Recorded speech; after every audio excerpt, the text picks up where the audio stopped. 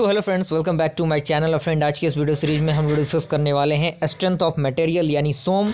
बहुत से स्टूडेंट परेशान थे कि सोम के रिगार्डिंग कुछ इंपॉर्टेंट क्वेश्चन सर कुछ बताइए, कुछ टिप्स बताइए। तो बेसिकली ये वीडियो सीरीज उन्हीं के लिए होने वाला है, तो वीडियो में अंत तक बन रहिएगा, तभी आपको पूरा कंसेप्ट समझ में आएगा।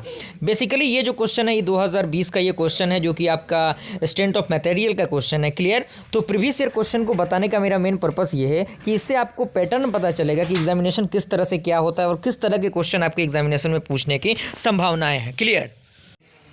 तो फ्रेंड, बेसिकली आपको सारी चीज़ों सारे प्रोसेस आपको पता चल जाएगा। क्लियर? तो मैं आपको बताऊंगा किस टाइप के क्वेश्चन को आपको करके जाना है। तो बेसिकली आपको पता है 8 क्वेश्चन आते हैं, 5 क्वेश्चन आपको बनाना रहता है। क्लियर?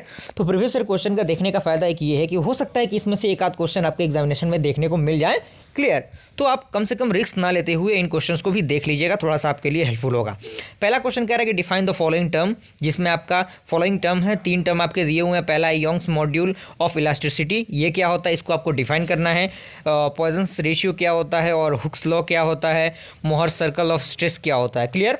तो ये आपका पहला क्वेश्चन कंप्लीट होता है। उसी में आपका दूसरा क्वेश्चन कह रहा है कि अ concrete of colon of cross sectional area of 350 cross 350 mm is reinforced by the 4 longitudinal 30 mm diameter round steel bar placed at each corner. यानी कुछ आपके यूनिट एंड डायमेंशन दिए हुए हैं और इसको यंग्स मॉड्यूल इलास्टिसिटी के द्वारा आपको क्या करना है, इसको डिफाइन करना है, इसके कुछ वैल्यूज़ को फाइंड आउट करना है। तो बेसिकली ये न्यूमेरिकल पार्ट का क्वेश्चन है। तो न्यूमेरिकल क्वेश्चन इस बार ज़्यादा आ रहे हैं, आपके सीनियर से भी आपको पता चल चुका होगा कि न्यूमेरिकल क्वेश्चन ज़्यादा आ रहे हैं। तो इस प्रकार का जो न्यूमेरिकल क्वेश्चन है ना, उसको आप थोड़ा सा प्रैक्टिस कर लेंगे तो आपके लिए हेल्पफुल होगा। 2-3 क्वेश्चन आप प्रैक्टिस करेंगे कम से कम, क्योंकि एग्जाम का वक्त बहुत कम है और ज़्यादा चीज़ों को करने से बेहतर है अगर हम थोड़ा चीज़ करके जाएँ, बेहतर से करके जाएँ। क्लियर? तो आप इन टाइप के क्वेश्चन को देख लीजिएगा। ओके, अगला क्वेश्चन फ्रेंड आपका है 2 नंबर। उसमें कह रहा है कि find the free end deflection in the cantilever beam with the uniformly distributed load by Macaulay method. Clear? तो यानी आप इसके हिंदी को भी समझ सकते हैं। अगर आपको इंग्लिश पढ़ने में थोड़ा सा दिक्कत हो रहा हो, कुछ प्रॉब्लम्स आ रही हो इसको समझने में, तो आपके सामने हिंदी में भी दिया हुआ है, तो आप इसको ईजिली समझ सकते हैं। तो आपको ये डिफाइन करना है। क्लियर? और सेकंड क्वेश्चन इसमें कह रहा है कि derive the expression of the value of constant H square in the curve beam for the rectangular cross section area beam. Clear? तो आपको एक cross section rectangular cross section area beam के लिए आपको एक्सप्रेशन को डिफाइन करना है। जो एक्सप्रेशन उसका होता है उस एक्सप्रेशन को आपको डिफाइन करना है। क्लियर? आपका थर्ड क्वेश्चन कह रहा है, थर्ड का पहला कह रहा है कि divide the expression for the shear stress distribution over the first section. Clear? तो फ्रेंड, इसमें ये कह रहा है कि जो आपको एक्सप्रेशन होता है शियर स्ट्रेस डिस्ट्रीब्यूशन का फर्स्ट सेक्शन में, उसके एक्सप्रेशन को आपको बताना है ड्राइव करके। और दूसरा आपका क्वेश्चन यंग्स मॉड्युलैरिटी के द्वारा ये क्वेश्चन बनाया गया है, जिसमें आपको डिटरमाइन करना है उसके Poisson's ratio and bulk modules को आपको डिफाइन करना है। तो ये भी न्यूमेरिकल का क्वेश्चन है। इस प्रकार के क्वेश्चन को भी 2-3 क्वेश्चन को आप प्रैक्टिस कर लीजिएगा, आपके लिए थोड़ा सा हेल्पफुल साबित होगा। उसके बाद आपका अगला क्वेश्चन है कि what do you understand by the shear centre, यानी शियर सेंटर से आप क्या समझते हैं। एंड ऑल्सो राइट इंपॉर्टेंट, साथ ही साथ इसके इंपॉर्टेंस को भी आपको लिखना है। तो इस प्रकार के अगर कुछ क्वेश्चंस हैं जो आपको लग रहा है कि हाँ इसके थोड़े से वेटेज हैं, तो उन क्वेश्चंस को आप प्रिपेयर कर लीजिए, आपके लिए हेल्पफुल होगा। और इस क्वेश्चंस को भी थोड़ा सा, इसके सॉल्यूशन को भी आप देख लीजिएगा, तो आपके लिए हेल्पफुल होगा। क्लियर? उसके बाद फ्रेंड इसी का बी पार्ट कह रहा है कि determine the principal moment of inertia for the unequal angle section 60 cross 40 cross 6 mm। यानी आपको डिटरमाइन करना है मोमेंट ऑफ इनर्शिया को, जिसके सामने आपके सामने कुछ इस प्रकार का यूनिट दिया हुआ है, इसको कन्वर्ट करके आपके उसके मोमेंट ऑफ इनर्शिया की वैल्यू को फाइंड आउट करना है। क्लियर?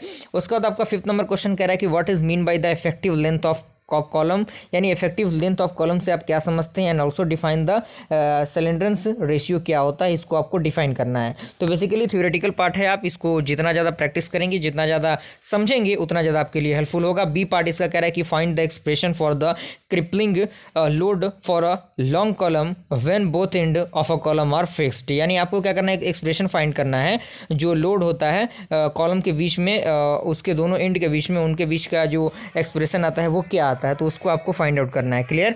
उसके बाद फ्रेंड आपका अगला क्वेश्चन जो है, अगला क्वेश्चन 6 नंबर है, वो आपका है शॉर्ट नोट लिखने का। तो शॉर्ट नोट लिखने के बारे में भी आपको एग्जामिनेशन में आ सकता है। और बहुत बार आता है, तो आप शॉर्ट नोट जितने भी हैं उतने शॉर्ट नोट्स को थोड़ा सा तैयार कर लीजिएगा, और इन क्वेश्चंस को भी थोड़ा सा आप तैयार कर लेंगे तो आपके लिए हेल्पफुल होगा। जिसमें कह रहा है कि differentiate the column and strut और कॉलम में क्या अंतर है, और साथ ही साथ define the point of contraflexure in a beam, and third है आपका assumption for pure torsion theory, और साथ ही साथ define the flexural rigidity and its significance.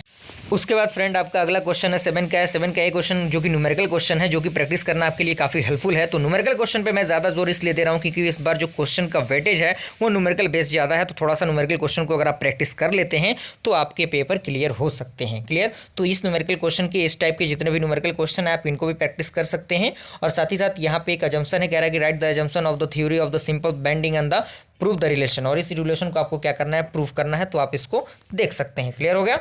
और फ्रेंड आपका जो लास्ट क्वेश्चन बचता है वो है आपका define any 3 of the following, यानी किसी भी 3 को आपको डिफाइन करना होगा। जिसमें पहला है प्रिंसिपल प्लान्स, एंड सेकंड है आपका टेम्परेचर स्ट्रेसेस, एंड थर्ड है आपका stress distribution in the thin pressure vessels, and आपका अगला है concept of the pure torsion. Clear, तो यहाँ तक आई होप पूरा आपको कॉन्सेप्ट समझ में आया होगा। अगर वीडियो पसंद आए वीडियो को लाइक ज़रूर कर दीजिएगा, और जल्द ही मिलते हैं हम लोग अगले ही ऐसे इंटरेस्टिंग वीडियो के साथ। तब तक के लिए थैंक यू।